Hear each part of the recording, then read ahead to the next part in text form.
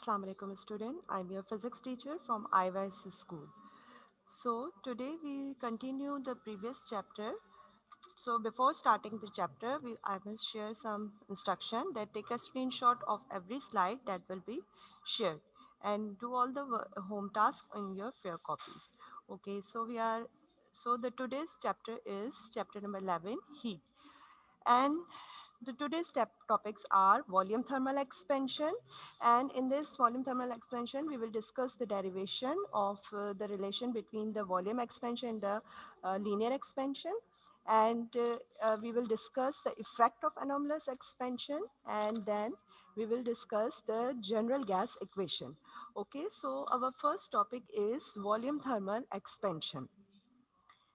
As you can see, the definition of a volume thermal expansion, the three-dimensional expansion, that is a simultaneous expansion along three dimensions, along length, breadth, and thickness of height, causing an expansion in volume on heating is called a volume expansion. It's mean if we heat the solid expansion, if we heat the solid, it expand means its expansion will be occur along the three direction, that is length, breadth, and height. So to find out that how much volume of a solid will be increased, we have to consider a derivation. So that will tell us that how much the volume of a solid will be increased if we increase the temperature to a 1 unit. So we consider a block of volume V. Let the block be heated through a temperature del T so that the increase in volume is del V. As you can see in a diagram that this is V naught is the initial volume, means initial volume of a block. As you can see that volume is block is a three-dimensional object, means it has length, breadth, and height. So we have to consider all the three dimensions. Now the initial volume of a block is considered as V, and when we heat the object, when we heat the body, so its temperature will be changed. So that change in temperature will be represented by del T. And now, due to the increase in temperature, the volume of a block also change. And that increase in volume will be represented by del V. Okay.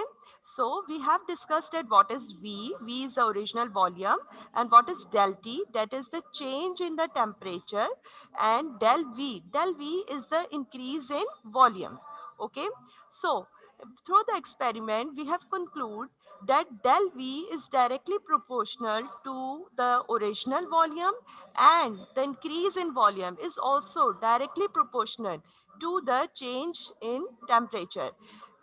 This show us that if we take a smaller volume cube and heat it at a and heat it, then its volume will also the change in the volume is also less. But if we take a object with a greater volume, so the increase in volume will also be greater. Okay, so that's why we say that they are directly proportional with each other. And now if we take a relation between the change in volume and the change in temperature, so by increasing the greater amount of temperature, greater change will be happen on the block, and by increasing a less amount of temperature, so the volume will also be less. Change in the volume will also be less. So that's why we say that change in a volume or increase in a volume is directly proportional to the original volume, and it is also directly proportional to the change in a temperature. Okay, that relation can be concluded after performing so many experiments. So we have only write down that conclusion that del V change in or increase in volume is directly proportional to the volume, that is original volume, and the change in our temperature. And now, in a second step, you know very well that when we change the directly proportional sign to the equals to sign, so we must have to apply a constant. And here, letter beta, that is a Greek letter, which is that is a Greek symbol which is used for the coefficient. to show the constant.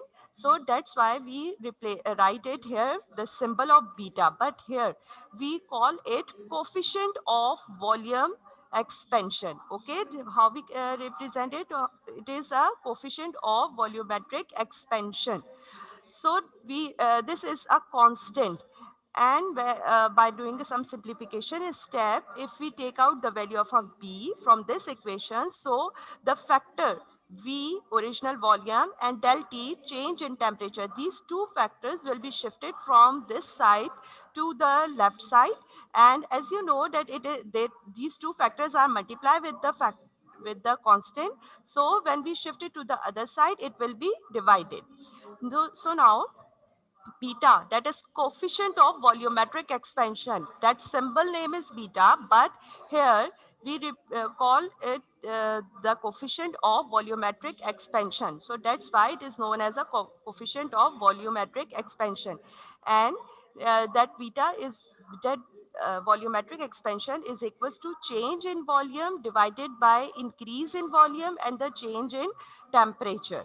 Okay, so that is the coefficient of volumetric expansion, or we can write, as you can see that in a slide we have write it where beta is a constant and it is known as coefficient of volume expansion. And now if we're talking about the unit of our volumetric expansion, so class, the formula is in front of you. So can you tell me that what will be its unit? Yes, the unit of a volume. And here in a denominator we again have a volume, means in a numerator we have a volume and in a denominator we also have a volume. So the unit of a volume will be cancelled with the unit of that volume, and only per degree centigrade or per degree Kelvin, which is the unit of a temperature, is become the unit of a volumetric expansion. Okay, I hope that you will understand that how we get the per degree centigrade or per Kelvin. That in a formula we have volumes in a numerator and denominator, and their units will cancel with each other, and we only have a unit of temperature that will become the unit of our volumetric expansion. Okay, so that's how we conclude the derivation of volumetric expansion. Okay, take a screenshots and we will move toward the next slide. Here is beta is equals to 3 alpha. Here is the derivation of. So student, as we have discussed in the previous class, that what is alpha? Alpha is the linear expansion. As we have discussed a beta, that is beta means volumetric expansion. As we have discussed today, that what is volumetric expansion? Volumetric expansion is the rate of change in volume for a unit rise of temperature. Similarly, alpha is also the rate of change in length for the unit rise of temperature. Means if there is an increase in a length, so how much change will be occurred? That show by the coefficient of linear expansion. And if the object is changed in a length, breadth, and height, so there is a volumetric expansion, and that coefficient of volumetric expansion represented how much uh, there is a change in volume for a unit rise of temperature.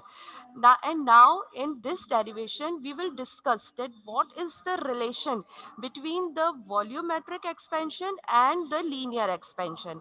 As we have write down before starting the derivation, that the relation is 3 times of the alpha, means volumetric expansion is the equal to 3 times of the linear expansion. Okay, so we are going to derive that derivation. So now we are starting here. Let L1, B1 and T1 be the length, breadth and thickness. Okay. So L1, B1 and T1 be the initial length, breadth and thickness respectively of the block. So before heating, these are the length, breadth and thickness of the block before heating. So let these three quantities attends the values L2, B2 and T2. As you can see that in a previous derivation, we have take a block, and when we heat up, its volume will be changed. So similarly, here we also take a block, and after heating, its volume will be changed, and the total length breadth and thickness will become L2, B2 and T2, that is after heating through del T. Del T means change in the temperature, means before heating and after heating there is a change in the temperature, so that we represent that change in temperature by a del T. So do remember that L1, B1, T1 is the length, breadth and thickness before heating, and L2, B2, T2 are the length, breadth and thickness of the block after heating. Okay. Now we calculate the increase in length, breadth and thickness. Okay. What we are going to do, we are going to find that how much there is an increase in a length, how much there is an increase in a breadth and in a thickness of the block. So to understand it, we must consider that we can see that all of them are length individually. As I told you, this length, breadth and thickness, they all are length. They all are a distance. Okay. So they all are length individually. Therefore, we can describe these total change in each of them by showing the linear expansion. As you can see, this formula L2 is equals to L1 1 plus alpha del T. This is the change in a length of a linear expansion. So we take the help from the linear expansion, and we use that formula to find the linear expansion in a length, linear expansion in a breadth and a linear expansion in a thickness. And why we do this, that why we find out the linear expansion, that because these all are length individually. Length, breadth and thickness are length individually. That's why we take the help from the linear expansion, and we find out that how much there is a linear expansion in a length, how much there is a linear expansion in a breadth, and how much there is a linear expansion in a thickness. So we transform the formula in terms of length to find the length, in terms of breadth to find the breadth, and in terms of thickness to find the thickness. Okay. So here we have a three equation which show the coefficient of linear expansion in a length, breadth and thickness. I hope you will understand it. So we move toward, take a screenshot of this slide. So we move toward the other slide. Here is the next slide.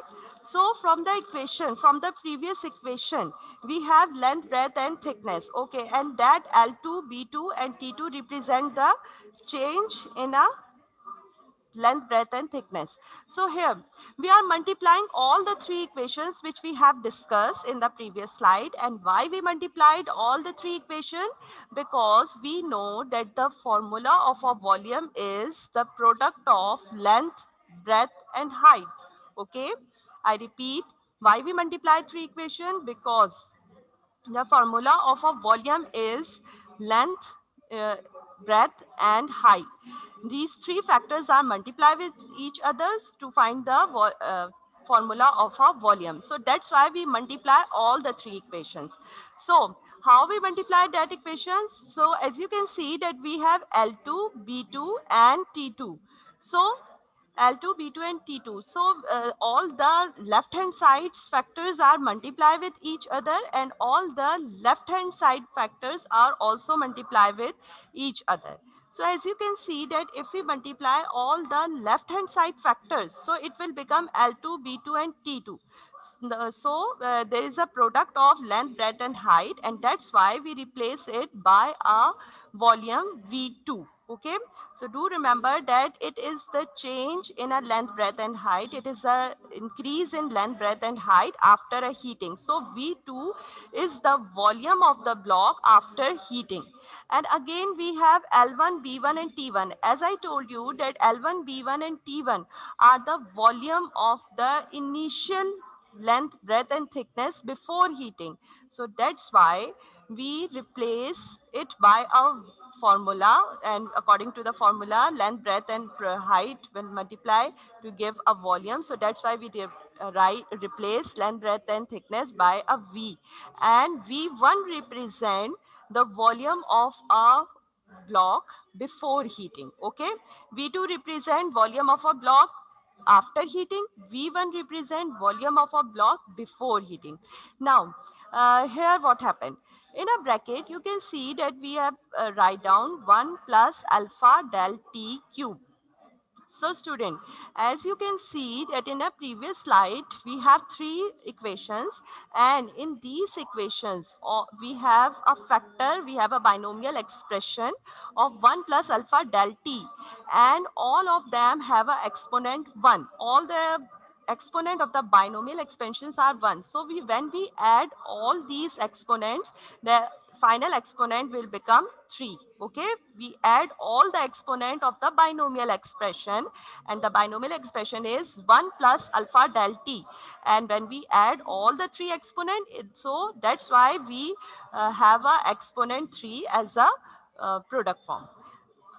And now, as you can see that we are going to apply a formula, and you all are very well aware of this formula in your maths exercises.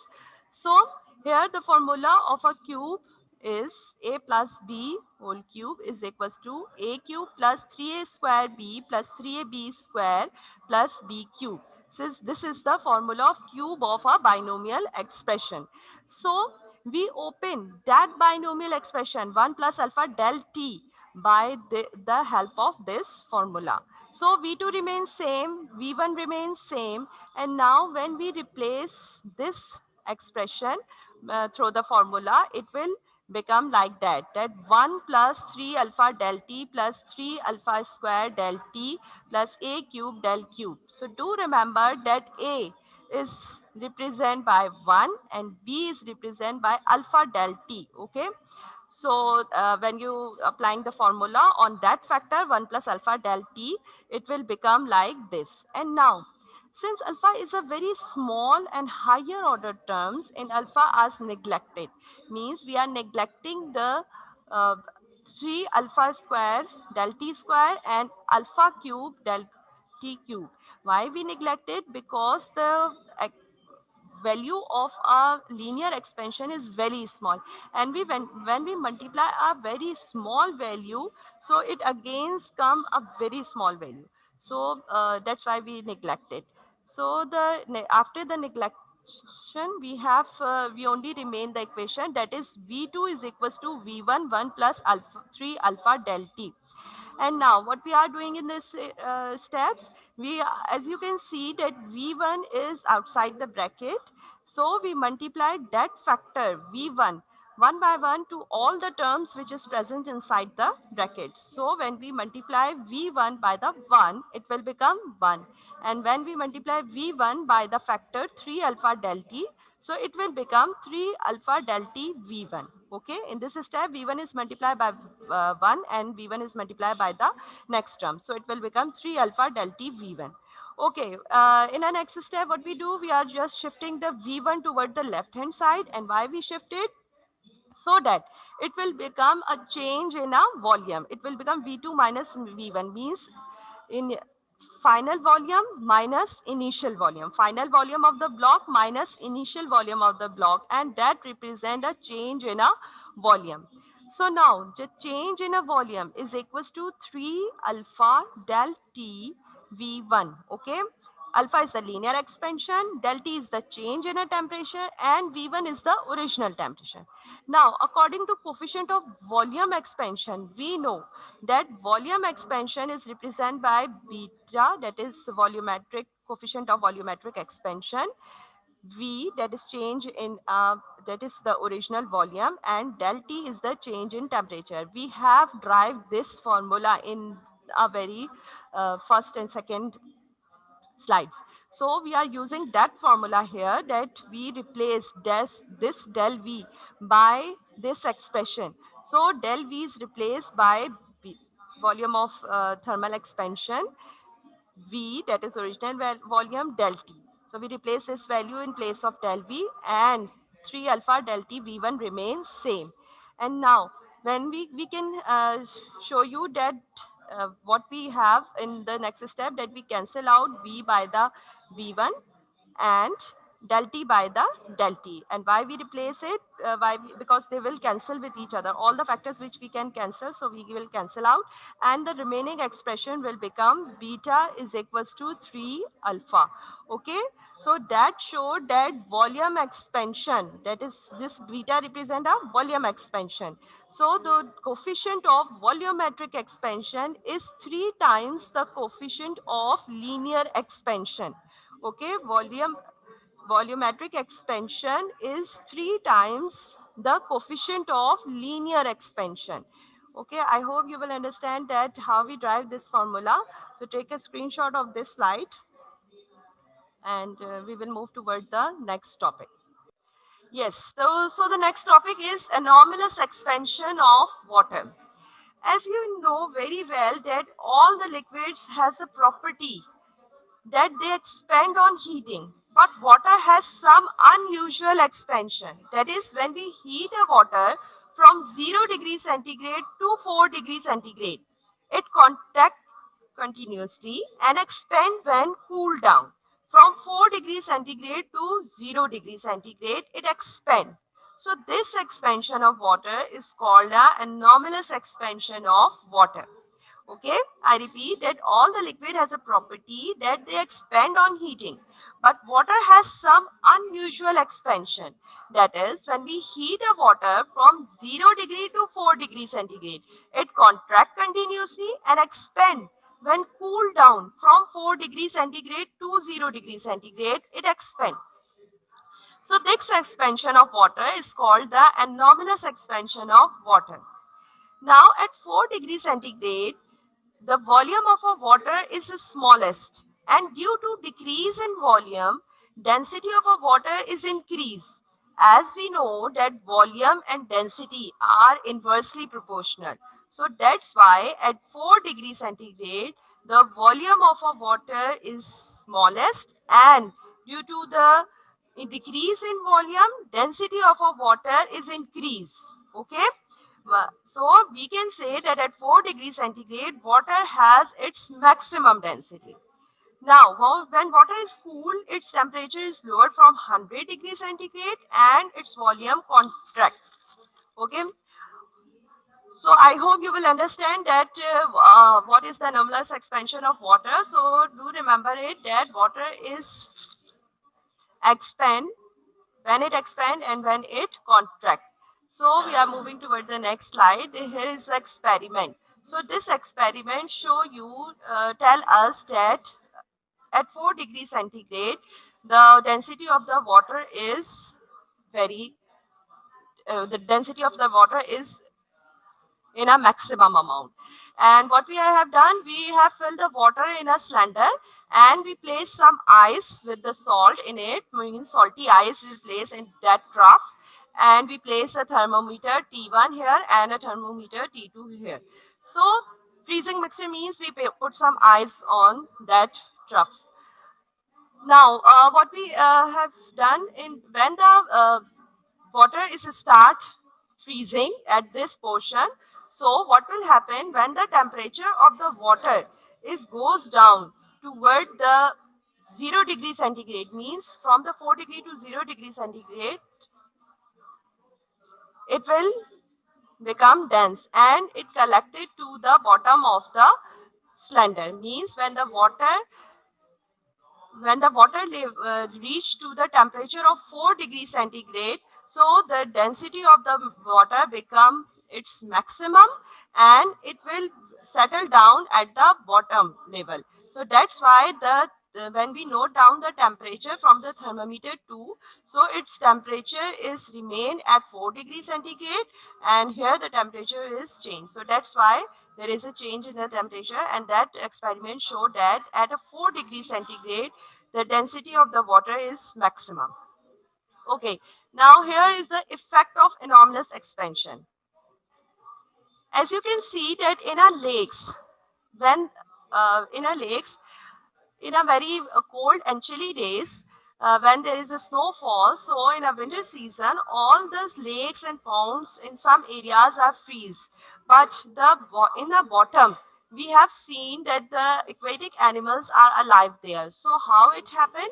Because the uh, upper portion of the water is freeze at 0 degrees centigrade, but as the temperature of the upper layer of the water falls to 4 degrees centigrade, it becomes dense and it goes down toward the bottom because of the density, maximum density. It goes down toward the lower level or the bottom level, and it will settle down in the lower level, and the upper layer of the water will be freeze. And as we know that water ice is a bad conductor of heat, so sunlight cannot reach to the depth. Therefore, the lower water remain at 4 degrees centigrade. So all the fish and the other marine animals can be alive according below ice. Okay. So again, in a winter season, the water supply pipes open to the atmosphere often burst when the temperature falls below 4 degrees centigrade. And why it is happened? Due because when the water falls below 4 degrees centigrade, water start to expand. And due to this expansion, the water pipes will be burst. Okay. So here we are moving toward the next topic, and that topic is related toward the Boyle's law. Now, the statement of the Boyle's law is the volume of a given mass of a gas is inversely proportional to the pressure provided the temperature is kept constant. So, student, do remember that here we have volume mm, of a given mass and pressure and temperature. In this statement, we will discuss three quantities, that is volume, pressure and temperature. And when we have to study about the three properties, so we have to fix one quantity as a fixed amount, as a constant value, and then we can study the relation between the two quantities. So here we will fix the temperature, and when after fixing the temperature we can analyze that what is the relation between the volume of a gas and the pressure. So the volume of a given mass of a gas is inversely proportional to its pressure. So what is the relation between volume and a pressure? They are inversely relation. Means if we increase the pressure of a gas, its volume will be decrease. And similarly, if we increase the pressure of the gas, its volume will be decrease. So they both are inversely proportional with each other. And now you know very well that when we replace directly proportional sign, 2 equals to sign, so we have to apply a constant. And here the constant of proportionality is represented by a letter k. So after the simplification step to find the value of that k, so p is divided with the constant k. So when we shift it toward the other side, it will become the product of p and v. So we can say that the constant of proportionality is equals to the product of pressure and volume. So we when we take a gas and we have some different at a some different pressure, its volume is represented by the V1, and at a different pressure, that is P2, its volume is V2. And we will see that applying a different pressure on the same gas, find the product with their respective volume. So the product are equal to the constant. That's why we compare all the situation and keep them equal to a constant. Okay, we take a same amount of gas and treated it with different pressures and record their respective volume. And when we multiply at that pressure and recorded volume, so the product is equal to the product of that pressure and volume which is recorded at a different situation, and they all are equal to a constant, and that's why we can write that P1 V1 is equals to P2 V2. As you can see that in a graph of a pressure and a volume, it is a curve. And why it is a curve? Because at a volume, as you can see that volume and pressure are inversely proportional to each other. So when the two quantities are inversely proportional with each other, it is always due to making a curve on a graph. Okay, so here you can see that at 60 pressure the volume is less than 25, and at 40 pressure the volume is 35. So that's how you can analyze that at the pressure volume is by increasing the pressure, volume is decreasing, and by decreasing the pressure, volume is increasing. So now we are moving toward the next slide, that is about the Charles law. So Charles law states that the volume of a given mass of a gas is directly proportional to its absolute temperature, provided the pressure is constant. So class, again, we have three quantities: volume, pressure and temperature. And now here we have discussed the relation between the volume and a temperature, keeping a pressure constant. Okay, without keeping the pressure constant, we cannot study the relation between the two quantities. So that's why we take the one quantity as a constant value and then we can relate. So after some experiments, the scientists have concluded that volume of a given mass of a gas is directly proportional to the temperature.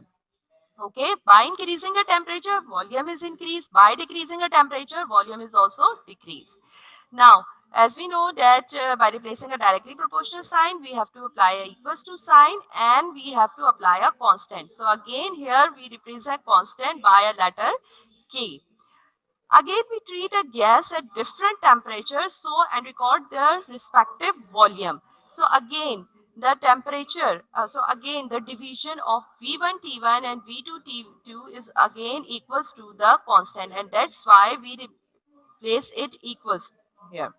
And now as you can see that in a graph between the volume and temperature, you can see that we have a straight line graph. And why we have a straight line graph? Because volume and temperature are directly proportional with each other, and when the two quantities are directly proportional with each other, so their graph will be a straight line. As you can see that at a 50 volume, temperature is in between 100 and 200, and as we goes upward to the volume, temperature will also increases. Okay, as you can see here at the 200 level, the volume of water volume is 200 and the temperature is 500. So and again, if you look at all the points, you can see that by increasing the volume or by increasing the temperature, volume will be increased and vice versa. Okay, we are moving toward the next slide. Okay, class, we have discussed Boyle's law, we have discussed Charles' law, and now what we are going to do? We are using this Boyle's law and Charles' law in a derivation of a general gas equation. Okay, we are using that Boyle's law, Charles' law to find the derivation of a general gas equation, or we can find the equation of a general gas equation.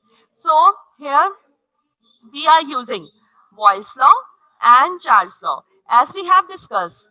Okay, so first we have to discuss it what we are going to do. An equation relating all the three quantities, pressure, volume and temperature, is called general gas equation. So we are going to find or derive the general gas equation. And what is that general gas equation? It is the relation between the three quantities, pressure, volume and temperature. So at a time we combine all the three quantities here. So we to combining them, we take the help from the Boyle's law and Charles law.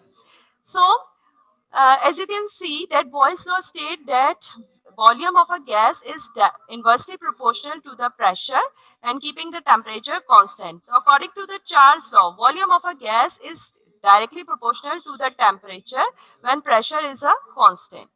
So again, we replace that directly proportional sign. So when combining these two quantities, the equation will become volume of a gas is directly proportional to temperature and volume of a gas is inversely proportional to the pressure. And again, when we replace the directly proportional sign, we have to apply a constant. And on the simplification step, we will get PV divided by T.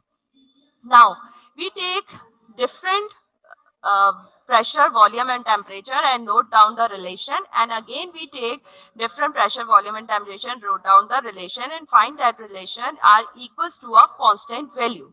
So that's why we comparing the two conditions at a time and they all are equal to a constant value. And that constant, the value of a constant depend upon the amount of gas. For 1 mole of a gas, it is called universal gas constant. In the SI unit, the value of this constant is 8.3145 joules per mole Kelvin. Okay, this is the value of that constant. So we can write, as I told you, that the value of a constant depends upon the amount of gas. For 1 mole of a gas, the gas, it is called universal gas constant. So that's why we place N here. And N represent the number of number of moles of the gas, or the value of a constant in is an R. Okay. So why we replace the number of moles here? Because the constant is depend upon the amount of gas, and it depends upon the number of moles, that how much amount of gas is taken. So it will differ with that. So in general, gas equation will become PVT is equals to NR, or we can write that PV is equals to NRT. P represent pressure, V represent volume, N is the number of moles, and R is the universal gas constant, and T is the temperature of the gas. So the equation will become PV is equals to NRT. Now we are moving toward the next slide. And here we are going to share you a home task. So define volume thermal expansion and also drive the coefficient of volume thermal expansion. You can find the answer from the book as well as from the slides. You can also write the answers from the slides. So in question number 2, drive the relation that coefficient of volume expansion is 3 times the coefficient of linear thermal expansion. That is, in this question, you have to write down the derivation of beta is equals to 3 alpha. That is the relation of volumetric expansion to the linear expansion. Now in question number 3, explain anomalous expansion of water and how does it help aquatic animal to save their lives in frozen seas. You can also find the answer from the book. It is present in a book. And in a question number 4, what are gas laws, general and drive general gas equations. So what are gas laws means? You have to write about the Charles law and Boyle's law, and then you have to drive a general gas equation. Okay, so you have to write all the material which we have discussed in the Boyle's law and Charles law. Okay, student, it is all from my side.